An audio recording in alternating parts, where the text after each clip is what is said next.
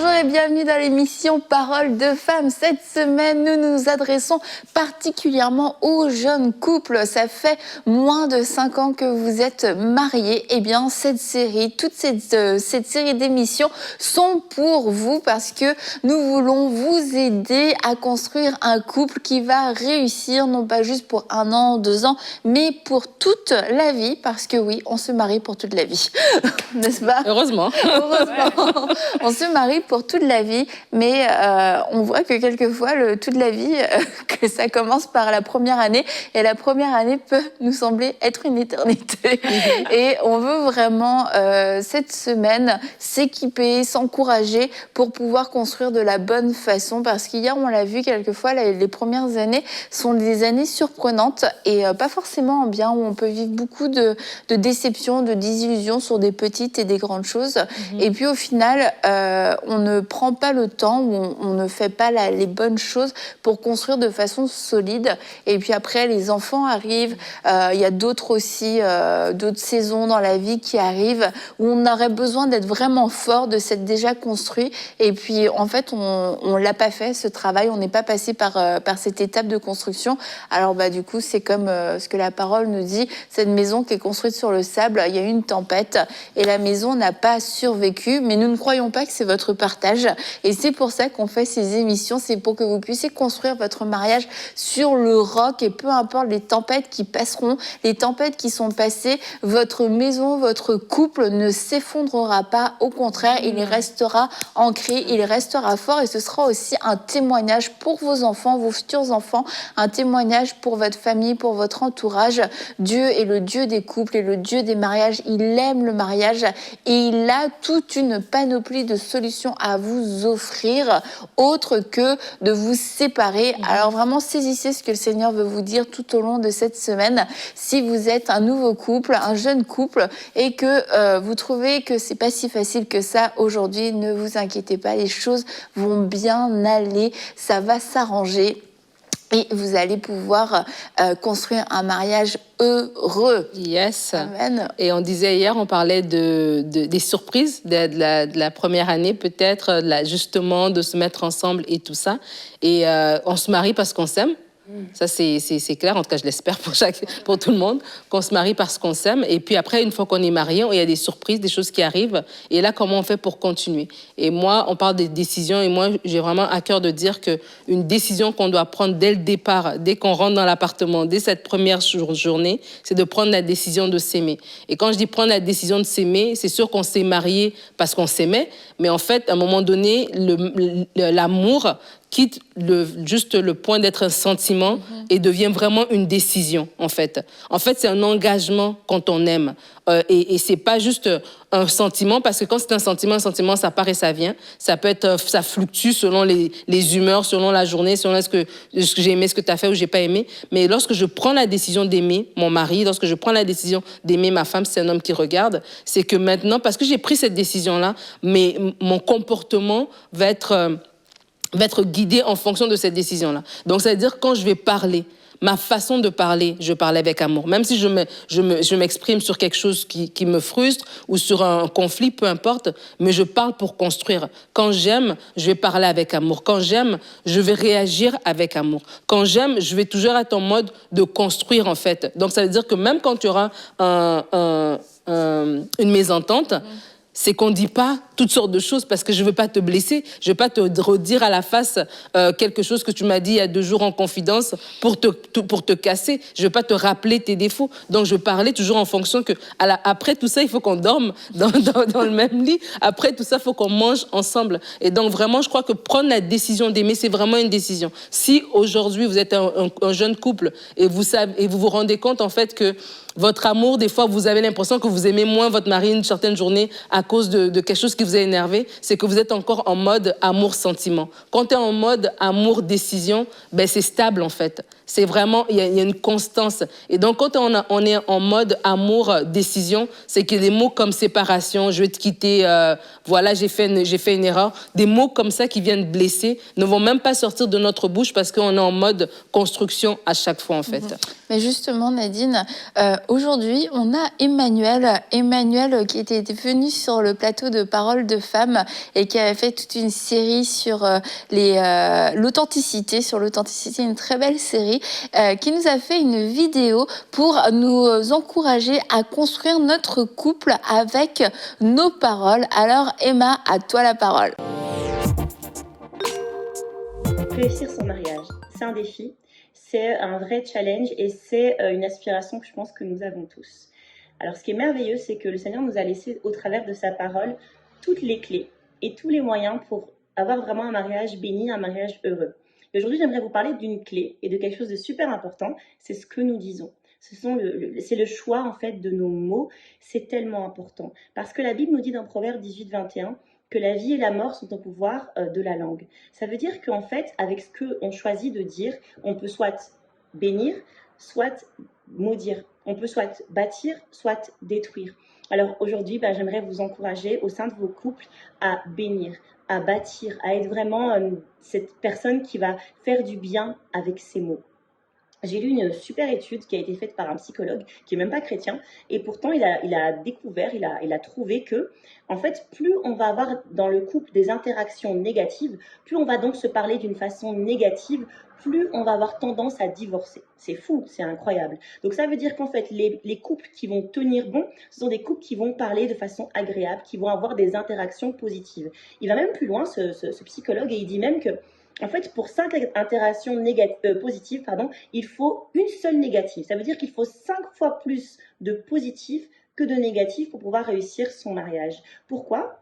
Parce qu'en fait, on va plus facilement, malheureusement, se souvenir du négatif que du positif. Si vous avez, je pense, tous vécu ça, on a tous vécu, on dit plein de choses positives, on te donne plein de compliments, mais le seul petit point qui pique ou la seule petite remarque qui fait mal, eh bien c'est celle-là qu'on va retenir parce que l'être humain est comme ça. Alors donc ce qu'il faudrait faire réellement dans nos couples, c'est avoir beaucoup plus, vraiment une abondance de mots qui font du bien, une abondance de mots qui bénissent. Comment on fait concrètement ? Déjà, on va commencer par bannir ce qui fait mal. On va commencer à bannir, il y a certaines choses qu'il ne faut plus dire dans son mariage. Il y a certaines choses qu'il faut juste choisir de dire, moi ça, je ne dis pas. Alors, je vais vous donner des petites choses à vraiment éviter. Par exemple, dire le mot divorce ou le mot je vais partir. En fait, ce sont des menaces. Et donc, ce sont vraiment des interactions hyper négatives. C'est vraiment mettre un poids sur l'autre, mettre des menaces sur l'autre, alors qu'on pourrait très bien régler les problèmes d'une autre façon que directement d'aller vers des extrémités du genre je vais divorcer.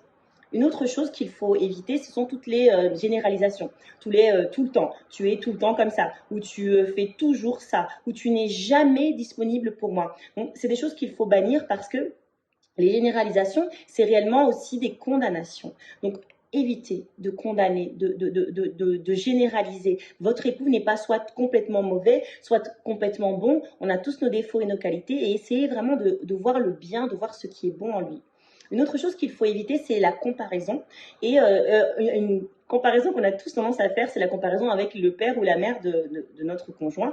Par exemple, nous, en tant que femme, on va dire « Ah, mais toi, tu es exactement comme ton père. » Et puis, nos conjoints vont dire « Toi, tu es exactement comme ta mère. » Donc, pourquoi il ne faut pas dire ça ? Parce qu'en fait, c'est mettre un poids aussi, un fardeau, un poids d'hérédité, un poids de je suis condamnée à reproduire ce que mes parents ont fait. Et ça fait mal et ça ne sert à rien de dire ça à quelqu'un.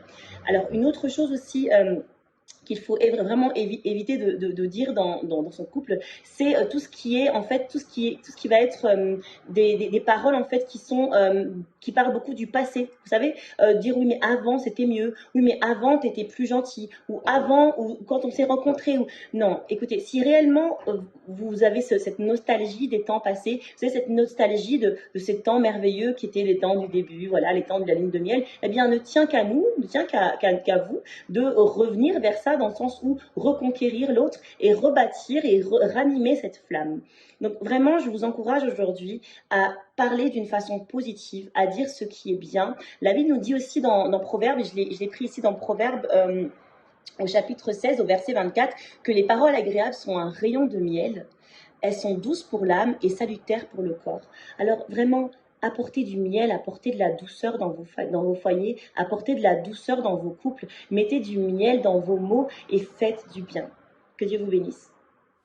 Merci beaucoup Emmanuel pour tous ces beaux conseils et j'en profite aussi pour vous dire, peut-être que vous connaissez Emmanuel non pas à cause de Paroles de femmes, mais ça c'est bizarre, ça voudrait dire que vous n'avez pas tout regardé les émissions, mais bon, ça c'est une autre histoire, mais peut-être parce que vous l'avez vu aussi passer dans l'émission Famille Nombreuse ou Famille XXL qui est diffusée en France avec son mari Lifa et ils ont pu briller à travers cette émission, ils reçoivent même des témoignages des personnes qui ont été touchées par leur famille, par le message de l'évangile qu'ils transportent à travers leur vie quotidienne. Et Lifa et Emmanuel ont aussi écrit un livre et vraiment pour moi c'est un honneur que de pouvoir vous l'annoncer, L'art d'aimer. Et le livre vient récemment de sortir et je peux vous dire, Lifa et Emmanuel, c'est vraiment des personnes, quand vous les rencontrez, vous vous sentez aimé, vous vous sentez unique, vous avez l'impression que vous êtes leurs seuls amis de leur vie, mais non pas qu'ils soient hypocrites, mais c'est vraiment parce que c'est dans leur nature d'aimer les gens et je les voyais dans leur église avec d'autres personnes et ils aiment. C'est vraiment des gens qui aiment, qui portent l'amour. Et donc je vous encourage si vous ne savez pas aimer, si vous voulez apprendre à mieux aimer, à vous instruire avec ce livre qu'ils ont pris le temps d'écrire pour vous, pour nous, L'art d'aimer. Alors merci beaucoup Lifa, merci beaucoup Emma, et j'en profite pour vous dire que je vous aime beaucoup. Pour poursuivre dans le thème de l'amour, donc, non, moi je voulais aussi ajouter ce qui est vraiment important aussi, c'est vraiment l'écoute dans le couple. Parce que finalement, des fois, on fait beaucoup, on en fait à notre tête, à notre façon, mais on n'écoute pas vraiment ce que nous dit l'autre. Puis finalement, c'est important parce que c'est comme ça qu'on va vraiment pouvoir apprendre à l'aimer en écoutant. Puis aussi poursuivre en disant de réaliser que le couple, on est dans la même équipe quand on est dans un couple en fait. On est vraiment, on n'est pas l'un contre l'autre, on est ensemble et vraiment de prendre conscience que de plutôt regarder à nos faiblesses, à la façon dont on aimerait changer la personne ou ce qu'elle fait pas bien. Regardons comment on peut s'aider déjà dans nos faiblesses, puis aussi comment on peut utiliser nos forces. Par exemple, moi avec Samuel, mon mari, il y a plein de petites choses au fur et à mesure où on essaie un peu de s'adapter. Et lui, par exemple, il n'est pas du tout bon dans tout ce qui est administratif. C'est pas du tout son truc. Voilà. Donc je l'ai vite vu. Donc du coup, c'est vrai que automatiquement, pour moi, c'est plus facile de faire tout ce qui est administratif, budget, tout ça et tout. Donc j'ai vite pris la relève là-dessus. Puis plutôt que de lui dire j'aimerais que tu m'aides pour les papiers machin, je me suis dit non, je vais le faire. Moi, je sais que c'est une force pour moi, donc je vais le faire.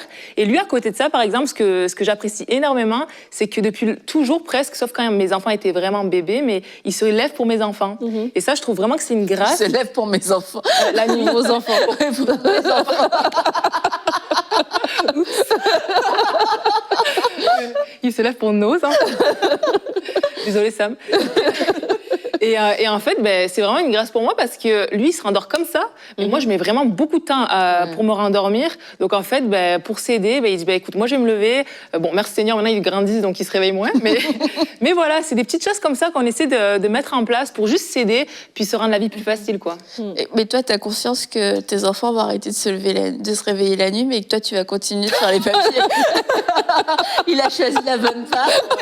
Quel homme intelligent. Mais on se rattrape ailleurs, t'inquiète. Mais c'est vrai, on est dans la même équipe. Et pour rebondir sur aussi ce que disait Emma, il y a des mots qu'on doit s'interdire de dire, tout simplement parce qu'on est dans la même équipe et parce que c'est ton équipe, c'est ton partenaire. Tu peux pas dire juste je vais partir ou on va divorcer, etc.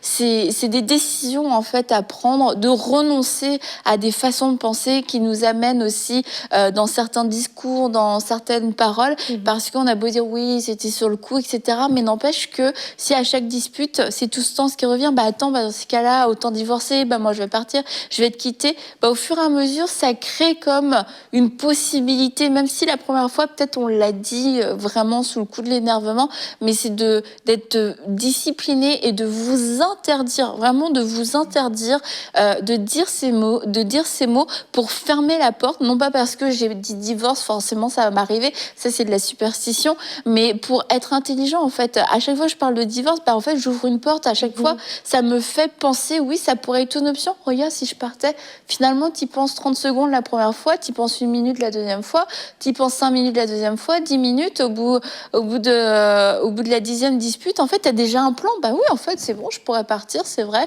parce que je pourrais m'arranger comme ci, comme ça. Puis d'un seul coup, il y a des choses qui sont pas des options, qui deviennent des options, qui deviennent des échappatoires. Et en fait, si dès le début, on se dit, non, ça fait pas partie de nos options, on va trouver nos solutions ailleurs. Mais si ça fait partie de nos options, on va constamment y retourner au divorce, retourner à la séparation, retourner à ci ou ça. Mais franchement, le divorce ne fait pas partie de vos options. Donc réfléchissez dans vos options. C'est comme quand on cherche une maison ou une voiture, on a un budget et on regarde pas en dehors du budget, normalement. Bon, moi, je suis pas forte pour faire ça. Qu'est-ce que tu veux? Bref, je suis en train de tuer mon exemple, n'importe quoi. Annabelle, c'est ça.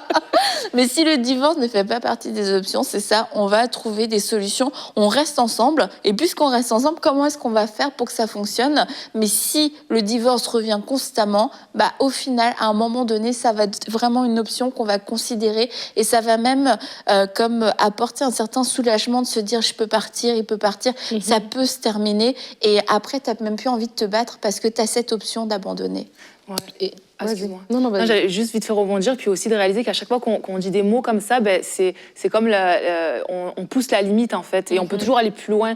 Donc c'est dur de revenir après, de réavancer. C'est possible, mais je veux dire, c'est pour ça vraiment être sage dans nos mots. Puis j'allais aussi rebondir sur la comparaison, parce qu'elle a parlé de la comparaison, de vraiment faire attention aussi à ça, parce qu'on peut vite avoir tendance à regarder à côté, dire mais lui il est comme ça, lui il est comme ça, puis pourquoi moi il fait pas ça et tout. Mais non, de réaliser que ton mari ou ta femme, si tu es un homme, a ses qualités, quelque chose que aussi d'autres n'auront pas, puis vraiment rends grâce pour ça. Puis je veux dire, ça sert à rien de regarder à côté. Enfin, je veux dire, Dieu vous a mis ensemble, puis il y a vraiment plein de choses à faire grandir au travers du couple. Donc ça sert à rien d'aller regarder et de se comparer à côté. Et surtout quand on compare pas ce qu'on connaît, on compare quelque chose qu'on voit de juste à vue d'œil, c'est ça, de l'extérieur.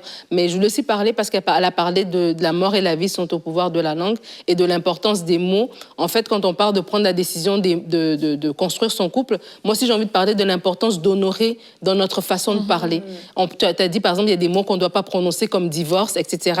Mais aussi des mots qu'on ne doit pas prononcer par rapport à notre mari, par rapport à notre femme, dans le sens où un manque de respect en fait. C'est-à-dire que même quand ça va pas bien, il y a une façon qu'on parle pas à l'autre en fait.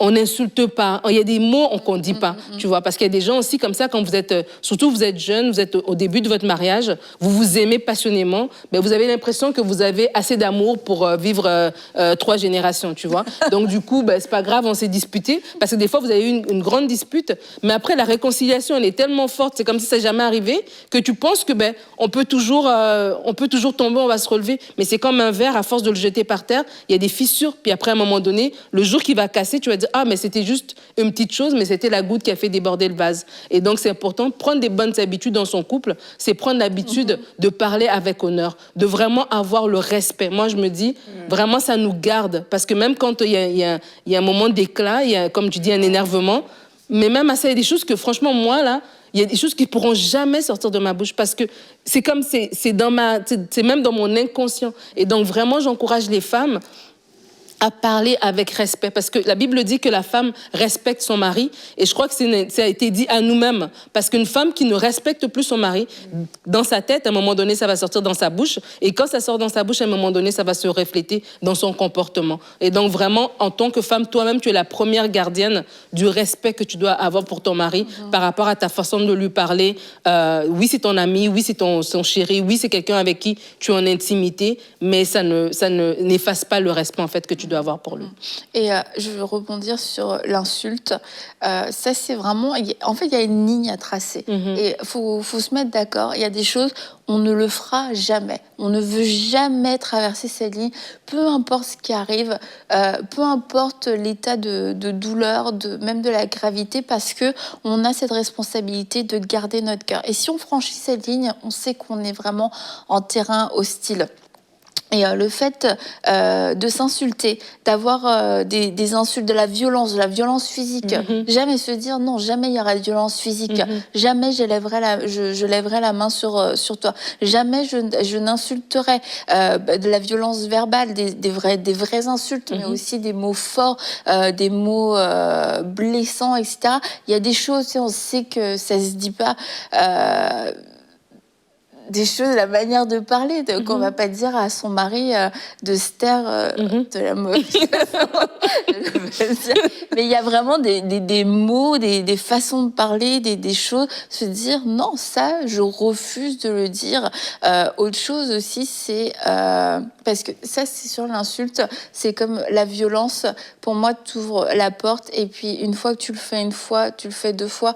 En fait, c'est la porte ouverte. Après, tu as vraiment beaucoup plus, tu as moins de freins. Comme tu disais, alors c'est possible de revenir, mais c'est plus difficile. C'est comme c'est un train qui s'emballe et quelquefois, tu n'arrives plus à l'arrêter. Moi, c'était pas dans mon couple, mais je me souviens quand j'étais plus jeune, ado, un jour, j'ai mal parlé à ma mère, mais plus que d'habitude. Parce que malheureusement, j'étais pas une ado sauvée, sanctifiée, régénérée, etc. Et je me souviens de ce jour, je me souviens où j'étais, et j'avais quelque chose qui voulait sortir. Et c'est comme, j'étais pas sauvée, mais je savais que j'avais le choix de le dire ou de pas le dire. Et de le dire, ça me sortait, c'est bizarre, de ma zone de confort. Au niveau de l'insolence, je savais là que j'entrais dans une nouvelle dimension des ténèbres, mais j'avais envie de le dire, ma chair a envie de le dire. Et je l'ai dit, et moi-même, c'est comme c'était trop violent pour moi-même, mais le fait de l'avoir dit, ça a ouvert en fait une porte. Après, c'est comme, tu l'as dit une fois, maintenant, c'est bon, c'est pas grave. Et tu vois, moi, ça l'a fait dans ma vie en étant ado, et quand c'était dans ton mariage, c'est la même chose en fait. À un moment donné, tu franchis la limite.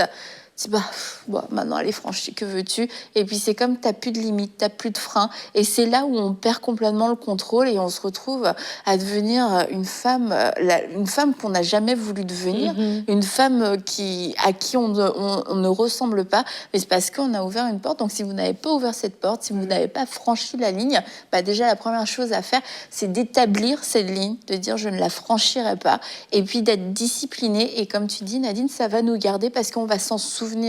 On sait peut-être qu'à la fin, on sait même plus pourquoi on veut pas faire ci ou ça, mais ça nous garde, vraiment, ça nous garde. Et c'est très, très important à prendre comme décision. Est-ce que vous aviez d'autres décisions importantes à prendre?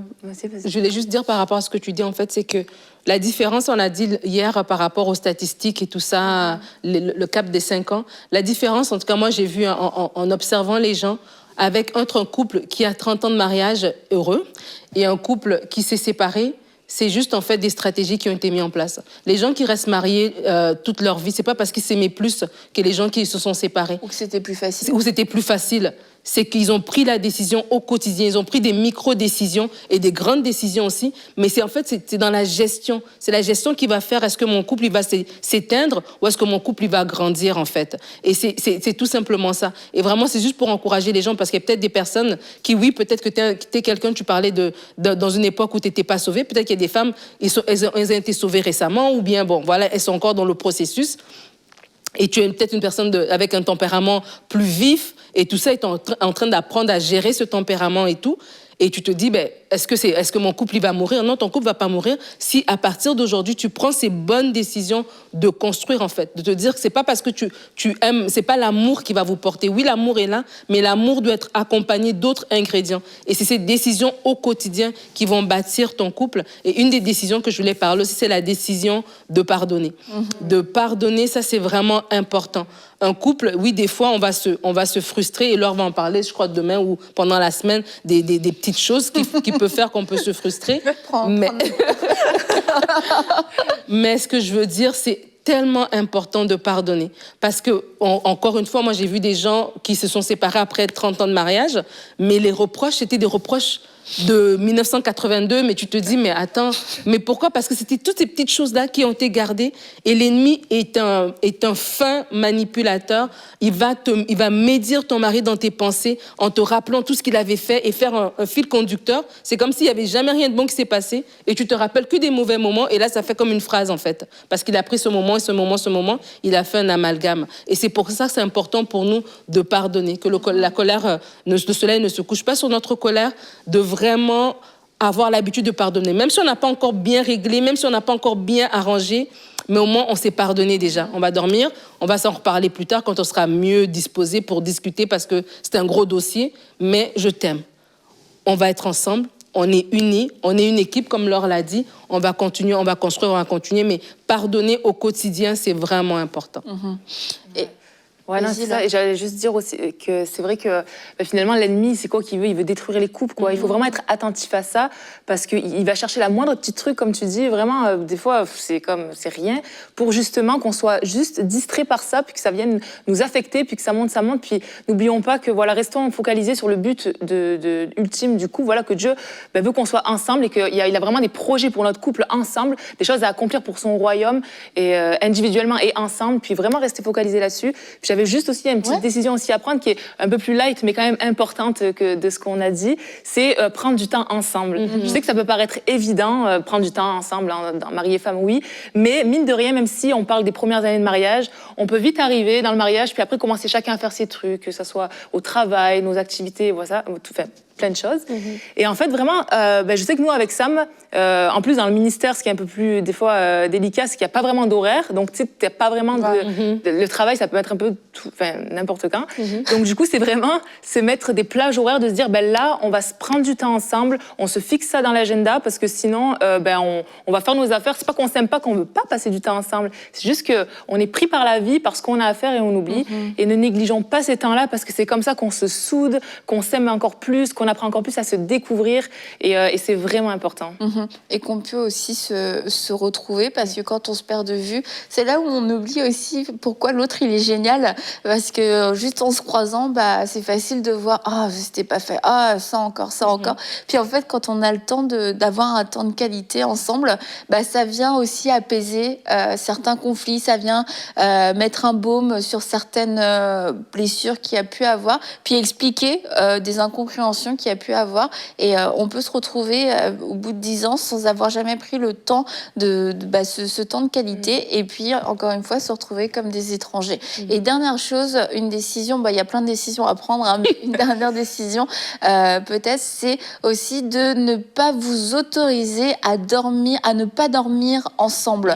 Même si vous êtes fâchés, dormez ensemble. Et surtout, dormir sur le canapé, c'est pas une option, mais pire, sortir dormir ailleurs, partir, quitter la maison, ça c'est pas une option, vraiment c'est pas une option. Je veux même pas savoir où vous allez dormir, vous dormez dans votre lit, vous rentrez tous les soirs dormir dans votre lit, peu importe ce qui s'est passé, parce que voilà, vous ne faites qu'un, et votre lit c'est votre moment où vous vous retrouvez, et même si la journée a été mauvaise, peut-être que vous allez vous coucher tard, du coup vous vous dites on dormira ensemble ce soir, je ne te demanderai pas d'aller dormir ailleurs, et je n'irai pas dormir ailleurs. C'est dans ce lit qu'on va se retrouver, qu'on va dormir ensemble tous les jours de notre vie. Amen. Et c'est une bonne décision à prendre. Alors demandez au Saint-Esprit de pouvoir aussi vous éclairer, que vous puissiez vous-même, pour votre couple, délimiter, mettre cette limite, ces choses à ne pas dire, à ne pas faire, les choses que vous vous interdisez de faire, et les portes que vous ne voulez pas ouvrir aussi. C'est une bonne façon de protéger votre couple et d'être discipliné, d'être persévérant, et vous verrez que dans quelques années, vous vous direz mais gloire à Dieu qu'on ait pu prendre ces décisions, parce que ça nous a permis de nous garder, ça nous a protégés. Et demain, nous allons parler du passé, comment être délivré du passé qui quelquefois vient empoisonner notre mariage, vient empoisonner ces premières années de mariage. Il y a vraiment de l'espoir pour vous. Alors on se retrouve demain dans Parole de Femme.